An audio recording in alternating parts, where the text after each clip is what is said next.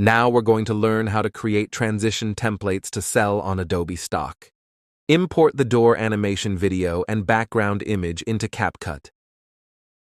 First, make sure the video format is set to landscape. Select the aspect ratio, then choose landscape. Once that's done, tap the background image and zoom in until it fills the entire screen.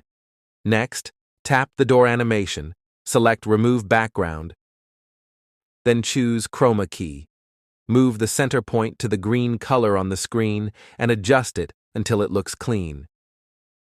When you're done, tap the door animation and select Overlay. Then, tap the background image and make sure its duration matches the door animation, like this. Once you're done, tap the door animation again and adjust its position so it fits properly with the background. Let's preview it and export.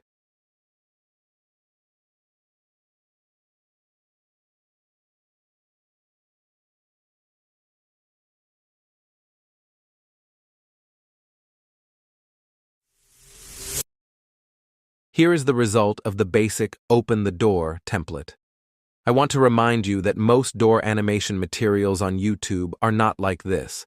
They include the door animation, but the background is not a green screen. That's okay. We can still extract just the door animation. This is how to isolate the door animation from a video that already has a background other than a green screen. First, import the door animation and your background image. Tap on the door animation, then select Overlay. Next, choose Mask and select Rectangle. The display will look like this. Adjust the rectangle to match the size of the door animation and make it neat. Once done, move the door animation layer to align with the background like this. This is how to extract a door animation that already has its own background. Now we're back to the main project. We're going to change the blue screen into a green screen.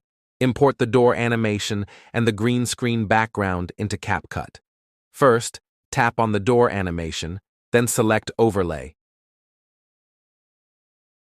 Next, choose Remove Background. Select Chroma Key. Move the center point to the blue screen color and adjust it until it looks clean.